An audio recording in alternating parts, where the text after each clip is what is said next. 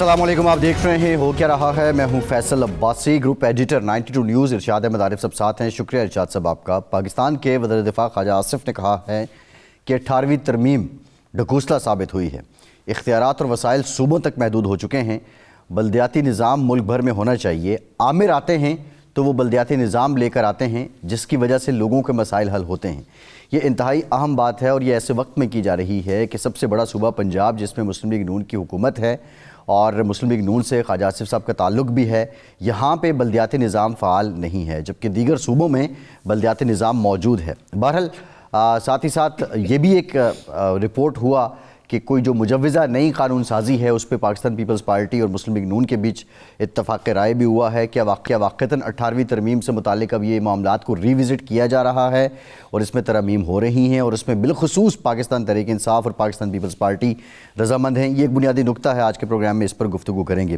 वज़ीर दिफा साहब ने यह भी कहा है कि PTI से मुज़ाकरात कैसे करें।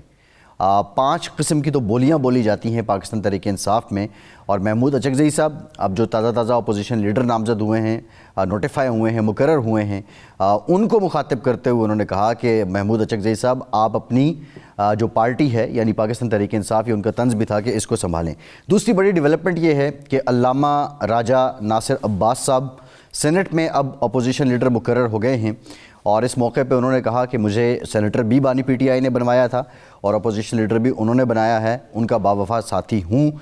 किसी किस्म की कोई शर्त जो है वो पहले मैंने नहीं मानी। इस ओहदे को कबूल करते हुए बिला मशरूत जो है मैं अपोजिशन लीडर सेनेट में मुकर्रर हुआ हूँ। बहरहाल अब ये मामला यहाँ तक तय हो चुका है। क्या ये वाक़तन हुकूमत और अपोजिशन के बीच CBM का आगाज़ है या ये कुछ होना ही था मामूल का हिस्सा? ये बुनियादी नुक्ता है। गुल प्लाजा आतिश ज़दगी अंदोनाक सानहा है। आज गवर्नर सिंध कामरान टिसोरी साहब ने भी कहा कि पॉलिटिकल पॉइंट स्कोरिंग नहीं होनी चाहिए, सोशल मीडिया को व्यूज़ के लिए लोगों के जज्बात को नहीं भड़काना चाहिए। लेकिन जो दिलचस्प इस पर डेवलपमेंट है वो कमिश्नर बुनियादी तौर पे जिनको कटहरे में होना चाहिए था, जो जवाबदेह होने चाहिए थे, अब जो इंक्वायरी कमेटी है वो उसके सरबराह भी होंगे। पाकिस्तान पीपल्स पार्टी इसको कैसे मैनेज कर रही है या पीपल्स पार्टी इस पर क्या नुक्ता नज़र रखती है, यकीनी तौर पे ये बड़े इंपॉर्टेंट हम जानेंगे। Prime minister of Pakistan world economic forum में शिरकत के लिए स्विट्ज़रलैंड रवाना हो चुके हैं। आज उन्होंने एक वर्कशॉप के शुरका से खिताब किया और उसमें उन्होंने ये इस्तफसार किया है कि क्या अफ़गानिस्तान अमन चाहता है या नहीं। साथ ही साथ ये शिकवा भी किया कि अफ़गानिस्तान ने पाकिस्तान की मेज़बानी की कदर नहीं की है। तमाम मामलात पे हम बात करेंगे। इरशाद साहब, ख्वाजा आसिफ साहब फ्लोर पे आके 18वीं तरमीम रज़ा रब्बानी साहब के पैरेलल उस वक्त आई रिमेंबर के इसहाक डार साहब भी क्रेडिट लिया करते थे, आज उसको ढकोसला कह रहे हैं। क्या ये उमूमी तौर पे होता है कि आइन साज़ी जब हो जाए तो वो दुरुस्त साबित नहीं होती और अब उसको बदलना ज़रूरी हो गया है, या साथ वो बल्दियाती निज़ाम की बात करते हैं और कहते हैं कि आमिराना अदवार में बल्दियाती निज़ाम बड़ा फ़ाल होता है। पंजाब में तो उनकी जमात की हुकूमत है, यहाँ बल्दियाती निज़ाम भी नहीं है। ये पैगाम किसके लिए है? टू होम इट में कंसर्न कौन है ख्वाजा आसिफ साहब का? ख्वाजा साहब असल में सही बात है कि जब बोलते हैं ना कुछ पता नहीं होता कि वो उनको शायद पता होता हो, लेकिन मेरा ख्याल है उनको भी नहीं पता होता कि मैं क्या बोल रहा हूँ। वो वज़ीर दिफा हैं और मुझे याद नहीं है कि गुज़श्ता 2 साल के अरसे में कभी दिफाई उमूर पर उन्हें कोई गुफ्तगू पार्लियामेंट में या किसी प्रेस कॉन्फ्रेंस में की हो। इवन जब पाकिस्तान और भारत के दरमियान जंग हो रही थी तो उस वक्त भी असम्बली में खड़े होके जो बयान थे या तो अल्लाह ताला साहब दे रहे होते थे। असम्बली से बाहर तो ज़ाहिर बात है DG ISPR ही वो मुनासिब फोरम था, वही बात करते थे। दिफाई मामलात में इंडिया के हवाले से कोई बात नहीं। अब ये 18वीं तरमीम देखें, 18वीं तरमीम जो है ढकोसला है या हकीकत है, ये जो भी है किया धरा आपका है, आपकी पार्टी का है, आपकी लीडरशिप का है और पीपल्स पार्टी का है। पीपल्स पार्टी तो आज तक उसको ओन करती है। सवाल ये है कि आपने 18वीं के बाद अब 27 तरमीमें कर चुके हैं, इस पर आपकी 2/3 अक्सरियत भी 13 से 18 तक रही, आपने नज़रसानी क्यों नहीं की? अब आप 26वीं 27वीं तरमीम जिस अंदाज में आपने की है वो भी सबके सामने, तो ये कर लें। इसमें जो तब्दीलियाँ आपने करनी हैं, आप सिर्फ ऐसे ही लोगों को बेवकूफ़ बनाने के लिए इस तरह की बयानबाजी का क्या मतलब है? एक बात। दूसरा ये है कि ये एक संजीदा मामला है صوبوں کو جو آپ اختیارات دے چکے ہیں، جو وسائل آپ وعدہ کر چکے ہیں آئینی طور پر جو دے رہے ہیں، اس میں آپ کٹوتی یک طرفہ طور پر کر نہیں سکتے، نہ اختیارات میں کر سکتے ہیں نہ وسائل میں کر سکتے ہیں. تو میز پر رکھیں آپ کی جو تجاویز ہیں. بیان بازی سے تو سوائے اس کے کہ شکوک و شبہات آپ بڑھاتے ہیں، تلخیاں پیدا کرتے ہیں. بلدیاتی نظام آپ کو یاد آ رہا ہے کتنے سال کے بعد، اور صوبہ تو خیر پنجاب میں تو اور مسئلہ ہے، یہ مرکز میں تو خود بیٹھے ہوئے ہیں نا. وہاں تو چلو جی مریم نواز صاحبہ کی حکومت ہے، مرکز میں ہے بلدیاتی ادارے کام کر رہے ہیں. اسلام آباد ایک چھوٹا سا شہر ہے جی، وہاں تو بلدیاتی نظام کی سب سے زیادہ ضرورت ہے. وہاں تک آپ نہیں کر سکے. جب کوئی الیکشن کمیشن نے تاریخ کا اعلان کر دیا، آپ نے نئی قانون سازی کر کے اس کو غیر مؤثر کر دیا. تو بندے کو بات کرتے ہوئے تھوڑا سا اپنے منصب کا، اپنی عمر کا، اپنے عہدے کا، اپنے اختیارات کا، اپنے حدود و قیود کا جو ہے احساس کرنا چاہیے کہ میں کیا کہہ رہا ہوں. اب اس کے جواب میں شعلہ رضا صاحبہ نے کہا کہ بھائی آپ عجیب باتیں کر رہے ہیں، آپ کو سیاست ہی کرنی ہے تو یہی موضوع رہ گیا ہے. اور جو سندھ ہے، سندھ پر آپ طنز کر رہے ہیں. سندھ تو پاکستان بننے سے پہلے بھی ایک صوبے کے طور پر کام کر رہا تھا، اور سندھ تو ایک صدیوں سے ایک چلا آ رہا ہے علاقہ. تو میرا خیال ہے ہاں اگر کوئی سیریس کنسرن ہیں، ہم بھی خود کہتے ہیں کہ لوکل باڈیز پہ ایم بھی اپنے دلائل دیتی ہے، لیکن ان کی دلیل سمجھ آتی ہے. گورنمنٹ پہ آپ نے کرنا ہے، نئے صوبوں کی بات کرنی ہے، آئینی ترمیم میں سلیبس کی بات کرنی ہے، صحت کی بات کرنی ہے، تعلیم کی بات کرنی ہے. آپ حکومت میں ہیں، بالکل ٹھیک، آپ اپوزیشن میں تو نہیں ہیں. آپ بیٹھیں، ان کو بٹھائیں، ساری جماعتوں کو بٹھائیں، ایک اتفاق رائے پیدا کریں اور آپ تبدیل کر دیں. بالکل ٹھیک ہے ارشاد صاحب. نفیسہ شاہ صاحبہ نے ہمیں جوائن کیا ہے، پاکستان پارٹی کی سینئر رہنما ہیں، پارلیمنٹیرین ہیں. ڈاکٹر صاحبہ thank you very much for your time. ہم ذرا ڈیفنس منسٹر صاحب کی اسٹیٹمنٹ پہ بھی آپ کی رائے لیں گے، لیکن جو گل پلازہ آتش زدگی کا واقعہ ہے کراچی میں، اب آپ کی حکومت ہے، پہلے تو آپ کے پاس یہ شکوہ تھا کہ بلدیہ ہمارے پاس نہیں ہوتی، اس سے پہلے بھی واقعات رونما ہوتے رہے ہیں. ان واقعات کی روشنی میں سندھ حکومت کی طرف سے جو حفاظتی اقدامات تھے اس سطح کے نہیں کیے گئے کہ ایسے حادثات سے بچا جا سکے. اور دوسرا پلازہ سے متعلق انکشاف ہو رہا ہے کہ غیر قانونی طور پہ اس کے فلورز بھی بڑھا دیے گئے اور یہ غیر قانونی تجاوز کو بھی نہیں روکا گیا. تو آپ سمجھتی ہیں کہ سندھ حکومت پرائمریلی ذمہ دار ہے اس واقعے کی؟ بہت شکریہ جی. سب سے پہلے تو میں آپ کے توسط سے جو گل پلازہ کا واقعہ ہے اس میں جو متاثرین ہیں ان کے لواحقین سے جو فوت ہو گئے یا مسنگ ہیں ان سے اظہار افسوس، اظہار ہمدردی بھی کروں گی. اور یقیناً یہ چونکا دینے والا واقعہ ہے. کراچی میں ایسے واقعے جو ہیں وہ حالانکہ اتنا بڑا کراچی از اے میگاپولس، دنیا کے لارجسٹ سٹیز میں ہوتا ہے، اور اس کے جو یونیک پرابلمز ہیں وہ میں یہی کہتی ہوں کہ کراچی ایک ہی اس ملک میں میٹروپولس ہے جس میں سارے ملک سے آبادیاں جو ہیں وہ کئی سال سے آباد ہیں. اور اس وقت بھی جو انٹیک ہے کراچی کا وہ ایسا ہے کہ the city is exploding at the seams. اس ملک میں کوئی بھی کہیں بھی ٹریجڈی ہوتی ہے کسی بھی کونے میں، وہ خیبر پختونخوا میں آپریشن ہو، وہ کہیں ارتھکوئک آ جائے، فلڈز آ جائیں، ایک ہی رخ ہوتا ہے غریب آبادیوں کا، وہ ہے کراچی. تو کراچی کو ہم کہتے ہیں یہ غریبوں کی ماں ہے کیونکہ it has the capacity to absorb. However جو گورننس ان کراچی ہے that has remained a challenge because جس قسم کے ریسورسز کراچی کو چاہیے وہ شاید صرف سندھ حکومت اکیلے سے نہیں کر سکتی، وفاق کو اس میں حصہ ڈالنا ہوگا. اور ہم نے یہ بارہا کہا ہے کہ وفاق جو اپنی کمٹمنٹس اس نے کی ہیں، وہ K4 ہو، وہ سوریج کے نظام ہو، وہ اپنی کمٹمنٹس تک پوری نہیں کرتی. تو یہ پس منظر ہمیں دینا ضروری تھا کہ کراچی کی گورننس جو ہے وہ will always remain a challenge. Gul plaza والے واقعے اگر آپ کراچی کی تاریخ میں دیکھیں تو یہاں ایک پروٹریکٹڈ سول وار چلی ہے، 80s سے لے کر 90s 2000s تک ایک سول وار کی کیفیت تھی وہاں پر. ایک ایک دن میں آپ کے 50-100 لوگوں کی بھی ٹارگٹ کلنگ ہوتی تھی. تو یہ ایک again largely related to collapse of civic services. Karachi کی جو گورننس رہی ہے اس میں پیپلز پارٹی کا شاید یہ دوسری دفعہ مجھے جو یاد ہے, ایک میئر تھا شہید بی بی کے زمانے میں فہیم زمان صاحب, وہ غالباً 2 سال, اور ابھی یہ 2-2.5-3 سال جو ہیں وہ یہ میئر ہیں.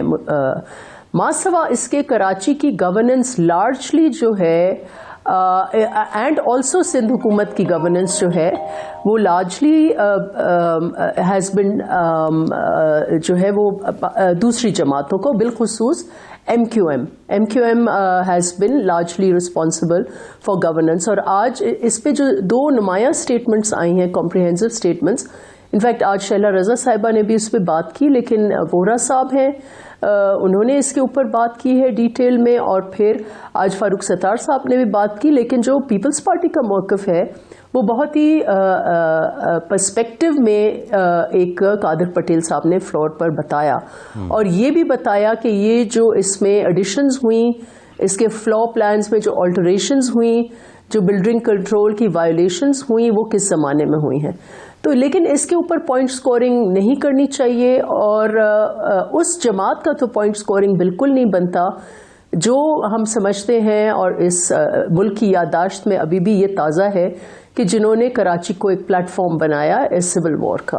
اب تو وہ کافی اس میں چھانٹی ہوئی. اور جی ڈاکٹر صاحبہ میں قطع کریں, معاف, یہ اس میں کوئی شک نہیں ہے, ایم کیو ایم تو خیر بری عظیمہ ہو ہی نہیں سکتی, بلدیہ طویل عرصے تک اس کے قبضے میں رہی, لیکن جہاں جو صوبائی حکومت کی ذمہ داری بنتی ہے, اداروں کی ذمہ داری بنتی ہے, وہاں مجھے تو یہ لگتا ہے وسائل سے زیادہ توجہ کی ضرورت ہے. کہ مثال کے طور پر اگر قواعد و ضوابط پر پابندی نہیں ہو رہی, بلڈنگیں اگ رہی ہیں بغیر منظوری کے اور کوئی ان کو پوچھ نہیں رہا, تو اس میں تو پھر وسائل نہیں درکار, بیسیکلی جو ہے توجہ ہی نہیں ہے. مثال کے طور پر یہ اتنے بڑے بڑے پلازے جو ہیں آج خود تو نہیں کھڑے ہو جاتے, اور جو لوگ ذمہ دار ہوتے ہیں کبھی بھی کسی واقعے میں ہم نے نہیں دیکھا, ماضی میں بھی پچھلے 2-3 سال میں بھی 2-3 واقعات ہوئے ہیں افسوسناک, یہ نہیں ہوا کہ جن لوگوں نے منظوری دی تھی, جن لوگوں نے وہ تعمیرات کرائی تھیں غیر قانونی طریقے سے, ان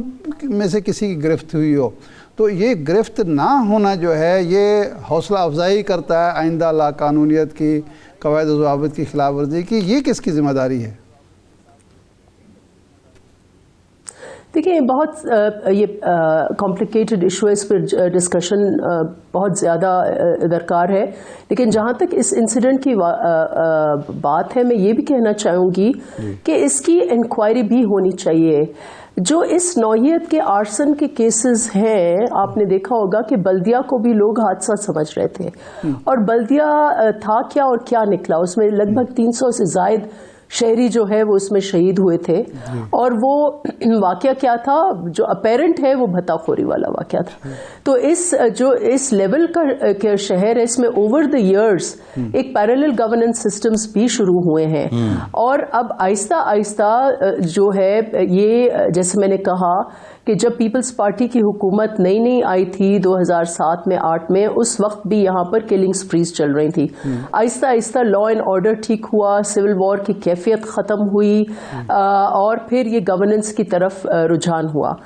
پیپلز پارٹی نے اس وقت بھی اگر دیکھیں تو جو ڈیولپمنٹ پروجیکٹس, جو میگا ڈیولپمنٹ پروجیکٹس ہیں, وہ اس شہر کی ٹرانسپورٹیشن کو ٹھیک کرنا, اس کی سویریج اور پانی کے منصوبے لے کے آنا, بڑی بڑی شاہراہیں لے کے آنا, وہ پیپلز پارٹی نے, سندھ حکومت نے وہ چیزیں دیے ہیں.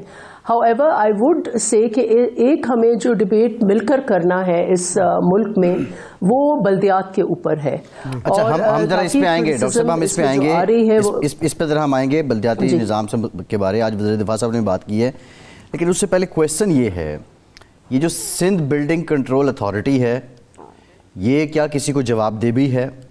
وزیر اعلیٰ صاحب اگر اس کو احکامات دے رہے ہیں تو کیا یہ قانونی اختیار ان کے پاس ہے؟ نمبر 1.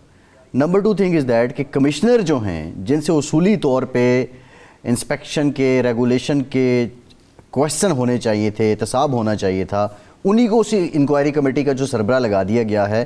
تو آپ نہیں سمجھتی کہ یہ اٹ سیلف ایک کنٹراڈکٹری ہے؟ شاید جو متاثرین ہیں ان کی انصاف کی راہ میں یہ ایک بڑی رکاوٹ بن رہا ہے. دیکھیں لیٹس سی کہ اس میں جیسے آپ نے بات کی کہ جب تحقیق ہوگی تو اس میں پتہ چلے گا کہ اس میں بلڈنگ کنٹرول اتھارٹی کا اگر انوالومنٹ ہے تو کس لیول پر ہے، اس میں اگر کوئی نوٹسز جاری کیے ہیں، کیا ہوا ہے. لیکن سب سے پہلے اس سے پہلے یہ تعین کرنے کی ضرورت ہے کہ یہ جو فائر ہوئی یہ کیسے ہوئی، کیسے اتنا جلدی پھیل. جیسے میں نے کہا کہ مجھے اپنی، حالانکہ میں ماضی میں جرنلسٹ بھی رہی ہوں، میں نے کراچی پر ایکسٹینسو رپورٹنگ بھی کی ہے، اور یہ مسائل جو ہیں جو ہم سمجھ رہے ہیں نئے ہیں. جب میں 90s میں رپورٹنگ کرتی تھی جس وقت مختلف حکومتیں آتی جاتی رہتی تھیں، اس وقت بھی یہی رونا ہوتا تھا کہ کراچی کی جو ایک بہت ہی سپیڈی گروتھ ہے.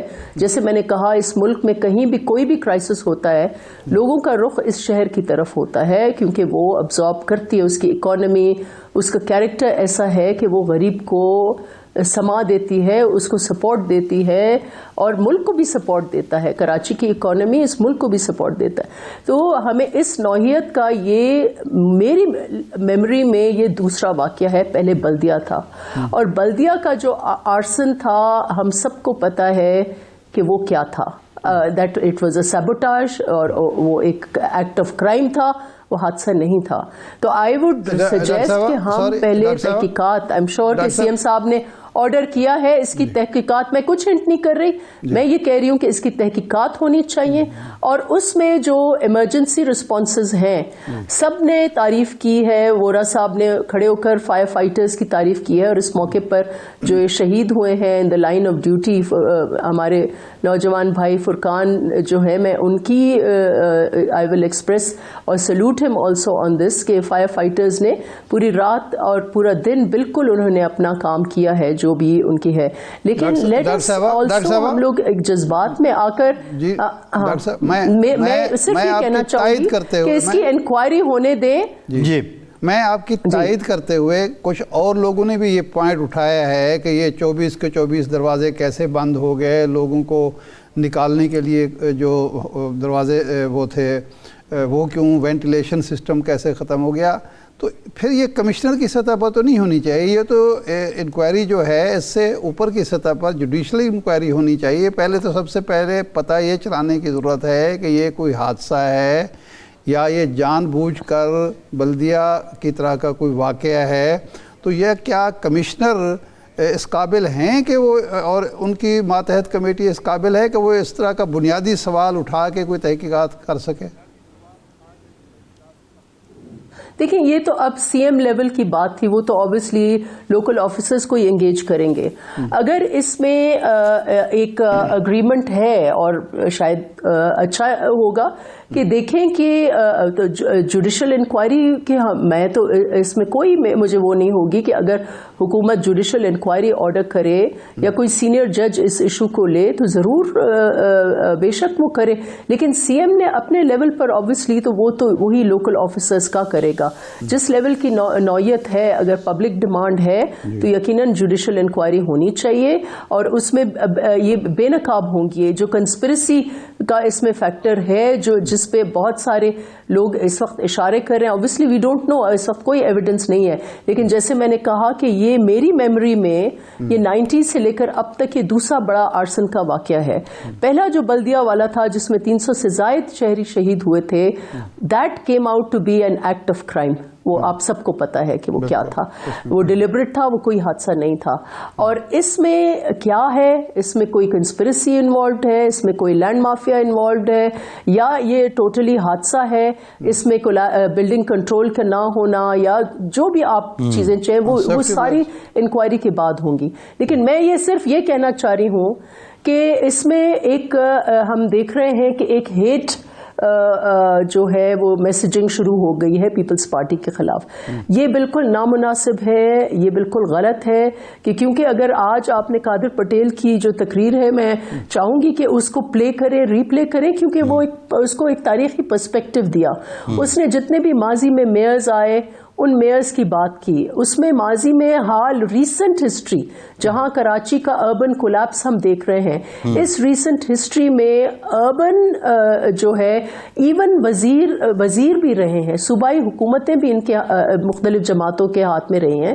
میں پوائنٹ سکورنگ نہیں کرنا چاہتی, لیکن جب آپ اور یہ خود گل پلازا کی جو تاریخ ہے اس کو اگر آپ دیکھ لیں تو اس میں کئی سارے اور بھی فیکٹرز ہوں گے اور شیئرڈ رسپانسبلٹی اس میں لینی ہوگی. اسی طرح سولوشنز بھی شیئرڈ ہونا پڑے گی. کراچی کو اگر آپ کو کراچی کی گورننس کا جو ایشو ہے اس کا حل تلاش کرنا ہے تو ہم سب کو مل کر اس کا حل تلاش کرنا ہوگا, کیونکہ آپ اگر صرف ڈرگ روڈ اگر آپ شروع کریں کلفٹن سے لے کر ایئرپورٹ تک جائیں, اس 20 منٹ میں آپ کو گارنٹی سے کہہ سکتی ہوں ایٹ لیسٹ 5 یا 6 ڈفرنٹ گورننس اس روڈ پر, کہیں آپ کی ریلوے کی زمین آ جائے گی, کہیں آپ کی سندھ حکومت کی آ جائے گی, کہیں آپ کی کینٹونمنٹ کی آ جائے گی. ڈاکٹر صاحبہ آپ نے بڑا ڈیٹیل بتایا ہے کہ یہ بہت کمپلیکیٹڈ ہے, یہ سارا بہت کمپلیکیٹڈ ہے یہ معاملہ. اسی ضمن میں اب ایک بات اور بھی ہو رہی ہے کہ یہ پاورز اور گورننس جو ہے اس کو مزید ڈائلیوٹ کیا جائے. نئے صوبوں کی بات ہو رہی ہے, کراچی کو صوبہ بنانے کی بھی بعض لوگ تجاویز دے رہے ہیں. تو کیا یہ مناسب نہیں کہ جتنے یونٹس چھوٹے ہوں گے اتنی گورننس آسان ہوگی, اور جو نئے صوبوں سے متعلق بات ہے وہ اس وقت سین ہے؟ دیکھیے میں اس میں بات کروں گی, وہ پسند نہیں آئے گی شاید, لیکن جو اس ملک میں یہ 4 صوبے یا یہ جو صوبائیت یا وفاقیت والی جو سوچ ہے وہ ہماری بنیاد ہے, ہماری ملک کی وجود کی بنیاد جو ہے وہ وفاق ہے. لیکن اوور دی ایئرز جو وفاق والی پالیٹکس ہے یا ایمفسس پرٹیکولرلی جو 3 صوبے ہیں ان کے لوگ جو ہیں وہ زیادہ چاہتے ہیں کہ صوبوں کو اور زیادہ آپ رائٹس دیں, ان کے فائنانسز دیں. اور یہ کیوں ڈیولپ ہوئی ہے اس کو آپ کو دیکھنا ہوگا کہ اس ملک میں جو میجورٹیرین سیاست ہے, جو ریسورسز میں میجورٹیرینزم ہے, اب آئی ڈونٹ نو آپ کو مطلب یہ اگین اٹس اے ویری باریک قسم کی آرگیومنٹ ہے, جب تک وہ نہیں ہٹے گی, جب تک ایک صوبے کو ہر حوالے سے پریفرنسز نہیں وفاق کی طرف سے دیے جائیں گے, جب تک دوسرے صوبوں کو آپ ایکسٹریکٹیو اسپیسز, یعنی کہ بلوچستان ہے آپ کو صرف منرلز نظر آتے ہیں, آپ کو لوگ نظر نہیں آتے. سندھ آپ دیکھتے ہیں کہ آپ کو صرف کراچی کے پورٹ نظر آتا ہے, لوگ نظر نہیں آتے. آپ کو سندھ کا سوئی گیس نظر آتا ہے, آپ کو لوگ نظر نہیں آتے. تو جب تک وفاق کی یہ سوچ ہوگی کہ ہم برابری کی بنیاد میں اس ملک میں سٹیزنز کو اکٹھا کر کے ہول آف پاکستان اپروچ جب تک نہیں ہوگی, جو وفاق والی پالیٹکس ہے یا فیڈرلزم ہے as a resistance to majoritarian politics وہ ہوگی. جب تک وہ ہوگی پھر آپ کے لیے بہت مشکل ہوگا نئے صوبوں کا ذکر بھی کرنا. اس وقت اٹ از نہ صرف سندھ میں یہ ریزسٹنس ہے, سندھ کے لوگوں کی ریزسٹ کریں گے, یہ آپ کا خیبر پختونخوا بھی نہیں ہونے دے گا, یہ آپ کا بلوچستان بھی نہیں ہونے دے گا, شاید پنجاب خود بھی نہ ہونے دے, پنجاب میں بھی. تو یہ نئے صوبوں والی بات اس وقت چھیڑنا اس لیے مناسب نہیں ہے کہ آپ جب تک وفاق کو آپ کو ابھی اور اسٹرینتھن کرنا ہے. آپ کو وفاق ابھی آپ مجھے بتائیں سی سی آئی کا لاسٹ اجلاس کب ہوا ہے؟ جی سی سی آئی کے اجلاس کے بغیر ایسے فیصلے ہوئے ہیں جب 2 صوبے, اب آپ پانی کے ریسورسز کا دیکھ لیں کہ کیا ہو رہا ہے, کنالز کا منصوبہ شروع ہو گیا. بھائی کتنی یہاں پر سول وار کی کیفیت آ گئی تھی اس ملک میں ارشاد صاحب. تو ایسے فیصلے وفاق کی طرف سے ایسی چیزیں نہ آئیں جو اس ملک میں اور تفرقہ ہو. نئے صوبوں کی چھیڑ چھاڑ نہیں, ہاں بلدیات پر آپ ڈیبیٹ کریں, اور سب سے زیادہ ہم ذرا اس پہ آتے ہیں ڈاکٹر صاحبہ. آج جو ڈیفنس منسٹر صاحب کی اسٹیٹمنٹ, ڈاکٹر صاحب آج جو 4 دن پہلے 5 دن پہلے جب بلاول بھٹو صاحب نے ایوان صدر میں گفتگو کی, وہاں ایک میڈیا کو بریفنگ دی, تو اس میں بات انہوں نے یہ کی کہ صوبوں کو آپ ذمہ داری دیں اور وہ ذمہ داری جو ہے نبھائیں گے, ریسورسز بھی وہ پیدا کریں گے, وفاق کو بھی چلائیں گے, اور وفاق جو ہے یہ کٹوتی کرنا اختیارات میں, وسائل میں, یہ مناسب نہیں ہے. آج اس کا ہی تقریباً جواب دیتے ہوئے آصف زرداری صاحب, جناب آصف صاحب نے کہا کہ جناب دیکھیں جی 18ویں ترمیم جو ہے ڈھکوسلا تھی, سارے اختیارات جو ہیں وسائل ہیں صوبے لے کے بیٹھ گئے, نیچے وہ تقسیم نہیں کرتے, اختیارات کو نیچے منتقل نہیں کرتے، وسائل کو منتقل نہیں کرتے. تو یہ جو ڈیبیٹ ہے، یہ کس نے کہا تھا؟ یہ کس نے کہا؟ خواجہ کون آصف سے وزیر نے کہا؟ خواجہ آصف صاحب جو تو وزیر خواجہ دفاع آصف کو ہیں. کہیں پہلے اپنے صوبے میں الیکشنز تو کرا دیں. اپنے صوبے میں جہاں سے ووٹ لے کے آتے ہیں وہاں الیکشنز تو کرائیں بلدیات کے. نہیں، وہ تو سوال ہم ان سے کر چکے ہیں. دیکھیں سارے 3 صوبوں میں دو دفعہ الیکشنز ہوئے ہیں. سندھ میں 2 دفعہ ہوئے، بلوچستان میں 2 دفعہ ہوئے، کے پی میں 2 دفعہ ہوئے، پنجاب میں 1 دفعہ ہوئے. جی. اور پنجاب میں ستھرا پنجاب میں بھی بہت اچھی اسکیم ہے، میں اس میں کرٹیسزم نہیں کروں گی. لیکن کیا چیف منسٹر کا یہ رول ہے کہ وہ کاؤنسلر کا کام کرے؟ یہ بلدیات کریں گے نا، تو بلدیات کے الیکشنز کیوں نہیں ہونے دیتے؟ نہیں، اس پہ ڈیبیٹ ہونا چاہیے. سوال یہ ہے، اس پہ ڈیبیٹ ہونا چاہیے کہ بلدیات جو ہے وہ کیسے اسٹرینگتھن ہو سکتے ہیں. میں اس سے قائل ہوں، آئی ایم کنونسڈ کہ بلدیات کو اسٹرینگتھن کریں. اور سب سے زیادہ کمزور جو ہے وہ خواجہ آصف کے صوبے میں. ڈاکٹر صاحبہ، آپ نے ایک پوائنٹ اٹھایا کہ جی جس صوبے میں بلدیاتی ادارے موجود نہیں، الیکشن نہیں ہوئے، ان کی گورننس اگر بہتر ہے باقی صوبوں سے جہاں بلدیاتی ادارے بھی کام کر رہے ہیں، تو پھر تو اس کا مطلب ہے خواجہ آصف کا پوائنٹ ویلڈ ہے کہ اختیارات بھی لے لیے، وسائل بھی لے لیے، لیکن ذمہ داریاں ادا نہیں کر رہے. میں چیلنج سے کہہ سکتی ہوں کہ گورننس بہتر نہیں ہے. میں چیلنج سے کہہ سکتی ہوں کہ گورننس بہتر نہیں ہے. کیسے ہو سکتی ہے جب آپ کے بلدیات نہیں ہو؟ وہاں پنجاب میں آپ کے بلڈنگ کنٹرول، آپ مجھے بتاتے ہیں کہ کراچی کی بلڈنگ کنٹرول، آپ مجھے بتائیں کہ آپ اسلام آباد سے شروع کریں، جی ٹی روڈ سے لاہور تک جائیں، آپ کو کہیں لگے گا کہ شہر کہاں ختم ہوتا ہے، دیہات کہاں شروع ہوتا ہے؟ آپ کو پورا جی ٹی روڈ جو ہے وہ ہائی اسٹریٹ لگتا ہے. کہاں ہے بلڈنگ کنٹرول؟ کب کیا بلڈنگ کنٹرول؟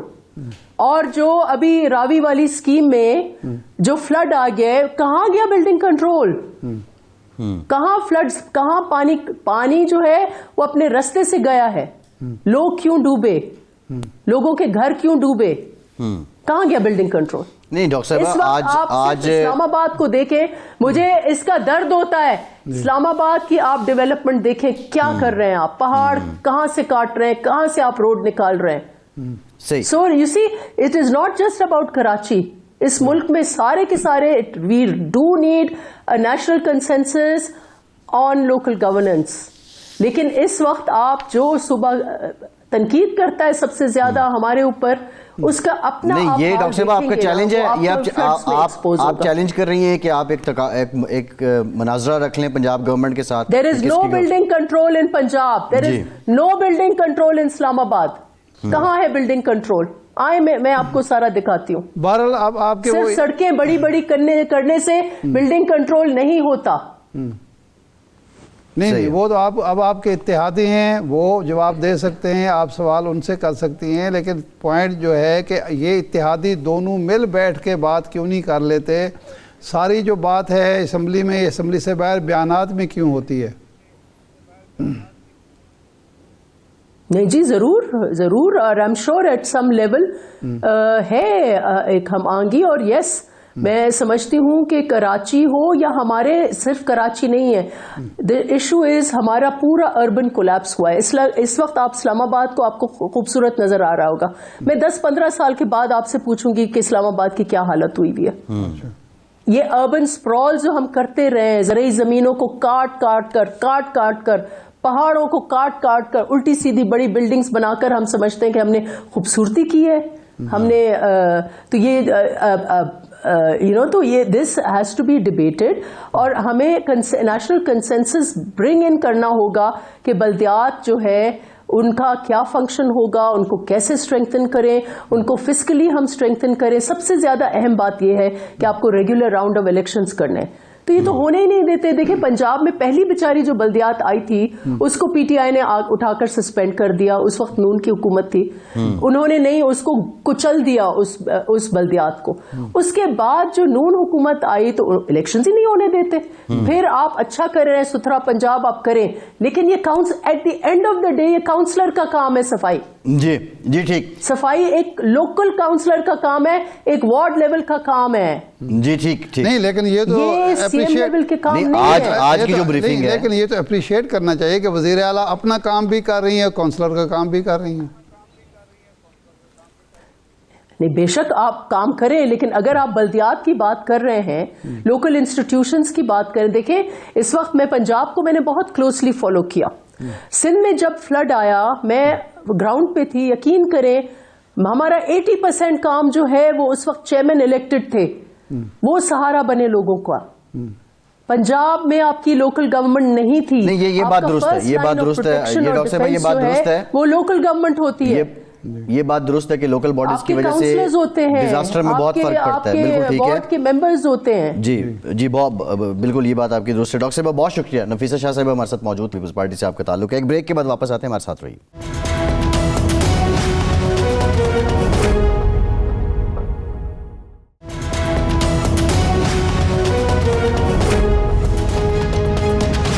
بریک کے بعد ایک بار پھر سے آپ کا خیر مقدم کرتے ہیں. آج سینٹ میں علامہ راجہ ناصر عباس صاحب بھی اپوزیشن لیڈر مقرر ہو گئے ہیں اور ان کا تعلق بھی پاکستان تحریک انصاف سے نہیں ہے. اس معاملے میں بات کریں گے. ہمیں جوائن کیا ہے پاکستان تحریک انصاف سے سینیٹر ولید اقبال صاحب نے. ولید صاحب بہت شکریہ آپ کا. ولید صاحب، محمود اچکزئی صاحب ہوں یا علامہ صاحب ہوں، دونوں پی ٹی آئی کے رکن نہیں ہیں، لیکن دونوں ایوانوں میں پی ٹی آئی کے قابل ترین لوگوں پہ ان دو شخصیات کو فوقیت کیوں دی گئی ہے؟ دیکھیں جی، اس بات پہ کوئی انکار نہیں ہے کہ دونوں جو شخصیات ہیں یہ انتہائی تجربے کار، خاص طور پہ جو محمود خان اچکزئی صاحب ہیں پارلیمنٹ میں، ان کا تو بے پناہ تجربہ ہے، اور جو علامہ راجہ ناصر عباس صاحب ہیں ان کا ویسے پولیٹیکل اور سیاسی قیادت میں جو تجربہ ہے اس کی بنیاد پر. اور اہم بات یہ ہے کہ ہم اس وقت ایک اتحاد کا حصہ ہیں.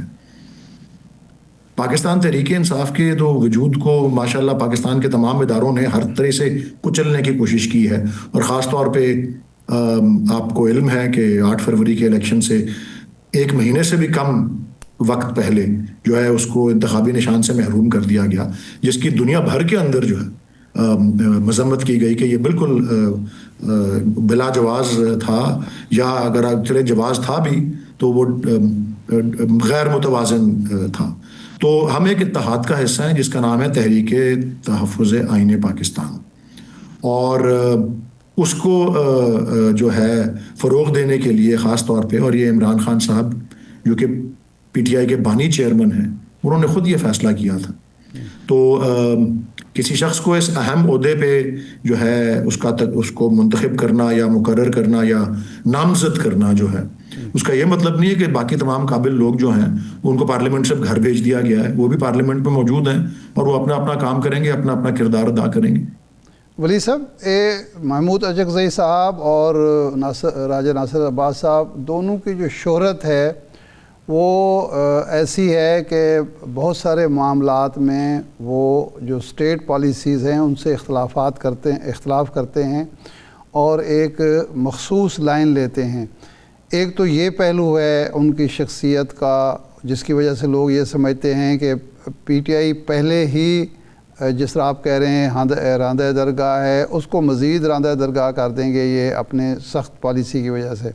لیکن ایک دوسرا نقطہ نظر بھی ہے کہ محمود اچکزئی صاحب چونکہ ماضی میں نواز شریف صاحب کے اتحادی رہے ہیں، زرداری صاحب کے اتحادی رہے ہیں، تو وہ راستہ بھی تلاش کر سکتے ہیں. تو آپ کے خیال میں آپ تجزیہ کیا کرتے ہیں کہ ان کی نامزدگی جو ہے وہ اس خلیج کو پاٹنے کی کوشش ہے جو پیدا ہو چکی ہے، یا مزید دباؤ ڈالنے کی کوشش ہے اور مزید اپنے راستے بند کرنے کی کوشش ہے؟ دیکھیں جی، سیاسی جماعت جو ہوتی ہے وہ کبھی کسی قسم کا راستہ بند کرنے کا نہ رکھتی ہے ارادہ، نہ دروازہ بند کرنے کا. آپ نے تو راستہ بند کرنے کا لفظ استعمال کیا. دروازے تو ہمیشہ کھلے ہوتے ہیں، لیکن وہ معروضی حالات کے اوپر بھی منحصر ہوتی ہے بات. اس میں قیادت جو ہے وہ کسی کی بھی ہو، میننگ ایسے اہم عہدوں پہ کوئی بھی ہو وہ شخص، اگر حالات ہی ایسے نہ ہوں کہ جو سازگار ہوں اور جن کے ذریعے کوئی دروازہ کھل سکتا ہو یا راستہ کھل سکتا ہو، تو پھر تو راستہ بھی بند رہے گا اور دروازہ بھی بند رہے گا. لیکن میں ابھی میں اپنا تاثر جو ہے وہ یہی رکھتا ہوں کہ اس وقت گلاس جو ہے وہ آدھا خالی نہیں بلکہ آدھا بھرا ہوا ہے. صحیح. اور یہ جو ایک اقدام ہے, حالانکہ 4 سے 5 ماہ تقریباً آپ سمجھ لیں اس کی تاخیر سے یہ ہوا جو تقرر ہے دونوں ایوانوں کے اندر, اور اس پہ ایون جو ہے بہت سے آزاد تجزیہ نگاروں نے اور پھر رضا ربانی صاحب سابق چیئرمین سینٹ جیسے افراد نے بھی کہا کہ یہ انتہائی غیر جمہوری رویہ ہے اور یہ جمہوریت کو خطرے میں ڈالنے کے مترادف ہے. تو یہ بذات خود اس بات کا یہ جو دیر آیت درست آیت اس کا یہ اقدام لے لینا, میں سمجھتا ہوں کہ شاید کوئی رستے کھولے, شاید کوئی دروازے کھولے. میں امید ولی صاحب ایک مسئلہ جو ہے, آپ پی ٹی آئی فیصلہ کر چکی ہے کہ ہم اس حکومت سے کوئی مذاکرات نہیں کریں گے. چند دن پہلے ہمارے پروگرام میں تھے جناب وقاص اکرم صاحب جو آپ کے ترجمان ہیں سیکرٹری انفارمیشن, انہوں نے کہا جی ہمارا تو کوئی ارادہ نہیں ہے, جبکہ جناب محمود اچکزئی صاحب مذاکرات کے حق میں وہ کہتے ہیں محاذ آرائی اور تصادم سے ملک نہیں چلا کرتے, سسٹم نہیں چلا کرتے. اب جب وہ مذاکرات کا فیصلہ کرتے ہیں, حکومت آمادہ ہو جاتی ہے, تو پی ٹی آئی کی آفیشیل پوزیشن کیا ہوگی؟ کیونکہ پارٹی کا یہ فیصلہ ہے, کور کمیٹی فیصلہ کر چکی ہے کہ جی ہم تو اس حکومت سے مذاکرات نہیں کریں گے, ہم اس کا وجود ہی تسلیم نہیں کرتے, یہ فارم 47 کی پیداوار ہے. تو اس مذاکرات میں آپ کا موقف پارٹی کا کیا ہوگا؟ پھر وہ حکومت جائز ہوگی جیسے آپ مذاکرات کر رہے ہوں گے؟ دیکھیں جی, مذاکرات کرنے کا جو اختیار ہے وہ چیئرمین عمران خان جو بانی چیئرمین ہیں ہمارے, انہوں نے انہی دونوں افراد کو دیا ہوا ہے, محمود خان اچکزئی صاحب کو اور سینیٹر جو ہیں راجہ ناصر عباس صاحب کو. اور انہوں نے بھی جو دونوں حضرات ہیں اور خاص طور پہ محمود خان اچکزئی صاحب, انہوں نے کافی ساری جو نکات پیش کیے اپنی جو بطور اپوزیشن لیڈر کے جو پہلا خطاب کیا انہوں نے ایوان میں, اس میں وہی باتیں بہت ساری کی ہیں جو کہ ہم بھی کر رہے تھے اور کرتے رہے ہیں اور مسلسل کر رہے ہیں. اور آبویسلی میں یہ سمجھتا ہوں کہ ان میں سے اگر ساری باتیں مسترد ہو جاتی ہیں, ان پہ کسی پہ بھی عمل درآمد نہیں ہوتا, تو یہ افراد بھی کوئی مذاکرات نہیں کریں گے. میں ایک مثال کے طور پہ 1-2 باتیں کہتا ہوں. اب جس طرح اچکزئی صاحب نے یہ کہا کہ سیاسی قیدیوں کو رہا کیا جائے, ہم بھی یہی کہتے رہے. ہم نے بھی جب مذاکرات کچھ ہوئے بھی تھے تو ہم نے بھی کچھ اس طرح کے ہی مطالبات کیے تھے کہ سیاسی قیدیوں کو رہا کیا جائے. اس میں 2-4 اور باتیں بھی ہم نے کی تھیں کہ آزادانہ جو ہے ایک جوڈیشل کمیشن کے ذریعے 9 مئی کی بھی اور 26 نومبر کے بھی جو ہے اس کی باقاعدہ انکوائری ہونی چاہیے وغیرہ وغیرہ. تو اسی طرح کی باتیں جو ہے محمود خان اچکزئی صاحب نے بھی کی ہیں. بہرحال ان دونوں افراد کا تقرر جو ہے. ولید صاحب بات یہ ہے کہ آج بھی خواجہ آصف صاحب نے کہا کہ 5 طرح کی بولیاں آپ بولتے ہیں. پی ٹی آئی کا ایک معاملہ تو یہ ہے کہ ابھی تک باضابطہ طور پہ آفیشلی پی ٹی آئی کوئی ایک فگر نہیں دے سکی کہ اس کے کتنے لوگ پاکستان بھر میں قید ہیں, اور سیاسی قیدیوں سے مراد آپ کی کیا ہے. 9 مئی کے کیس میں تو لوگ جو ہیں ان کو سزا ہو چکی ہے, وہ تو اس میں مجرم ثابت ہو چکے ہیں. اب سیاسی قیدی کی ایک ڈیفینیشن کیا ہے. نمبر 2 تھنگ از دیٹ کہ پی ٹی آئی کہتی ہے ہم نے مذاکرات نہیں کرنے, اختیار ان کو دے دیا ہے. جب اس کنفیوژن کے ساتھ آپ لوگ آگے بڑھ رہے ہیں, وزیر اعظم صاحب آج بھی رانا ثناء اللہ صاحب نے کہا کہ وزیر اعظم کی مذاکرات کی آفر ٹیبل پہ ہے, تو کیسے معاملہ سلجھے گا کیسے پھر؟ دیکھیں جی, میں آپ کو عرض کر دیتا ہوں, کوئی کنفیوژن نہیں ہے اس میں, بالکل کلیئر اور واضح ہے. جو آگے کا لائے عمل ہے وہ یہی ہے کہ اگر کوئی اس طرح کے مثبت اقدام لیے نہیں جاتے, اور دوسری بات یہ تو پہلی بات ہے, اور یہ تو ان افراد نے بھی کہا ہے, دونوں جو لیڈران ہیں اپوزیشن کے ایوانوں میں, اس کے ساتھ ساتھ اگر کوئی مذاکرات فرض کر لیں یہ کر لیتے ہیں, آپ کہہ رہے ہیں نا پی ٹی آئی کی تو ہے ہی نہیں, یہ دوسری پارٹیوں کے افراد ہیں, اگر یہ مذاکرات کر لیتے ہیں اور اس مذاکرات میں کسی نتیجے پہ بات پہنچتی ہے, کسی اہم معاملے پہ کوئی فیصلہ کرنا ہوتا ہے, تو اس وقت پھر اس بات پہ غور ہوگا کہ جی ہاں ہم وہ اقدام کریں گے یا نہیں کریں گے. لیکن ابھی تک میں اس کو ایک مثبت اقدام دیکھ رہا ہوں کہ یہ دونوں افراد جو ہیں یہ اتنے مہینوں کے بعد اور آئین کے خلاف ورزی اور نافرمانی کے بعد جو ہے ان کا تقرر اگر کیا گیا ہے، شاید اس کے بعد اور بھی جو ہے کوئی آپ اس کو مثبت اقدامات ہوں گے۔ آپ یہ سمجھتے ہیں کہ ان کا تقرر جو ہے وہ حکومت کی سوچ کے اندر تبدیلی کا مظہر ہے، اور یہ کوئی سی بی ایم کے طور پر ان کا تقرر ہوا ہے، اور کچھ اور مزید اقدامات بھی ہو سکتے ہیں؟ آپ کا تاثر یہی ہے؟ جی، میرا تاثر یہی ہے، میں یہی کہنا چاہ رہا تھا کہ یہ میں اس کا یہی تاثر لے رہا ہوں کہ یہ ایک کانفیڈنس بلڈنگ میجر ہے، اور اگر ہم اس سمت میں اگر گامزن ہیں اور اس طرح ہی بات جاری رہتی ہے، آپ کہہ رہے ہیں نا جی کہ وہ ہمیں اندازہ نہیں ہے کہ کتنے لوگ قید ہیں، کون مجرم کون ملزم۔ آپ نے دیکھ ہی لیا ہے کہ ہمارا عدالتی نظام کس طرح سے لوگوں کو مجرم قرار دے چکا ہوتا ہے، اور کس طرح سے پلیٹلیٹس گرا کے لوگوں کو باہر بھی بھجوایا جاتا ہے۔ یہ ہمارے آپ نظام کی حکومت تھی، آپ کی وزیر صحت اس بات کو ویٹ کرتی تھیں، ان کی سربراہی میں کمیٹی تھی، تو وہ تو آپ پھر آپ تو اس نظام کے دھوکہ تو کسی کے ساتھ بھی ہو سکتا ہے، دھوکہ تو کسی کے ساتھ بھی ہو سکتا ہے، اور پھر میں نے بات تو بھی مکمل نہیں کی تھی، یہ بھی ہو جاتا ہے، اور کوئی شخص جو مجرم قرار دیا گیا ہوتا ہے اس کی بائیو میٹرکس کے لیے ایئرپورٹ کے اوپر اس کی آمد پر ہی جو ہے انتظام کر دیا جاتا ہے۔ تو اس سے آپ کو خود ہی پتہ لگ جائے گا کہ اندازہ ہو جانا چاہیے کہ کیا ہمارا، اور اب تو یہ تو میں اس وقت کی مثالیں دے رہا ہوں جب ابھی 26ویں اور 27ویں ترامیم بھی نہیں ہوئی تھی، اور اب تو وہ بھی ہو چکی ہیں۔ تو یہ کسی کا ملزم ہونا یا کسی کا مجرم ہونا میں سمجھتا ہوں بے معنی ہے اس حوالے سے کہ کوئی سیاسی قیدی ہے اور کوئی نہیں ہے۔ جتنے بھی تمام، میں سمجھتا ہوں جتنے بھی افراد کو مجرم قرار دے کے سزا بھی دی گئی ہے وہ سب سیاسی قیدی ہیں۔ اب جس کا نام لیں گے میں کہوں گا وہ سیاسی قیدی ہے۔ جی بہت شکریہ، آج کے پروگرام سے اتنا ہی، اجازت دیجیے۔